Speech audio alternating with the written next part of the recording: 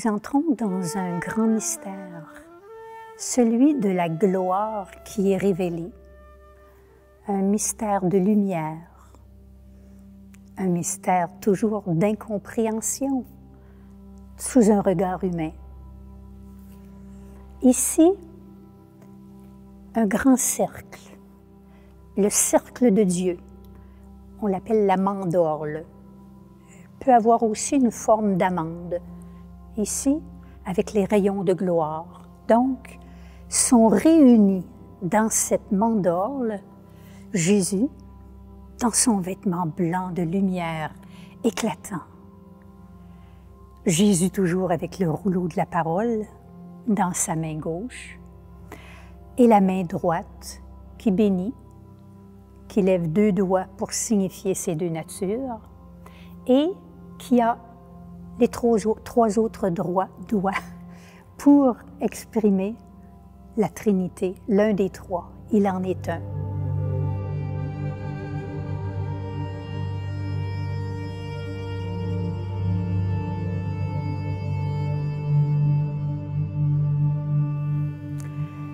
À la gauche et à la droite, Moïse et Élie. Pourquoi Moïse et Élie?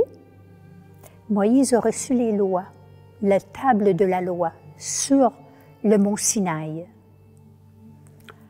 À l'Horeb, Élie a été emporté.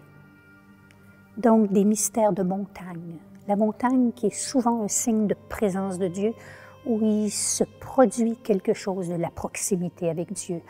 Une montagne où tout s'est fait dans les éclairs, dans le tonnerre, et une montagne où tout s'est fait dans le silence et dans le murmure, où Élie a entendu la voix de Dieu. 3 rayons trinitaires. Tout, souvent, à la Nativité, on va voir ces 3 rayons aussi, la Trinité qui est présente.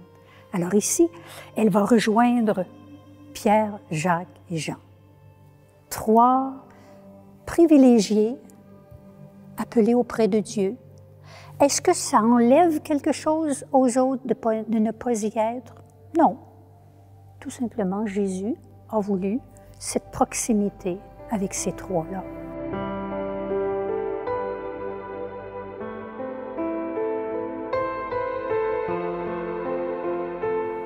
Alors, on a Pierre complètement affolé. Les 3 le sont affolés. Un qui est à la renverse et qui se cache les yeux, l'autre qui est sur le dos, qui se cache les yeux lui aussi. L'Orient dit, leurs yeux n'étaient pas adaptés à la vision de la gloire. L'Occident dit, ils ont eu peur. Et Pierre, lui, tout de suite, faisons donc 3 tentes, à la fois la peur, puis en même temps, on voudrait bien y rester.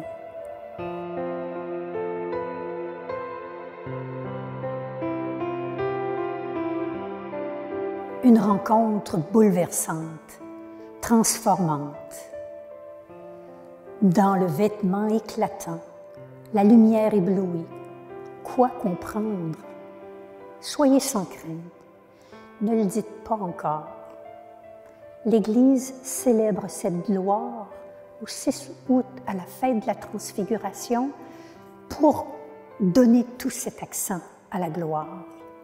L'Église aussi nous présente, juste avant d'entrer dans la Sainte Semaine, la lecture de la Transfiguration pour donner du courage dans ce qui doit venir.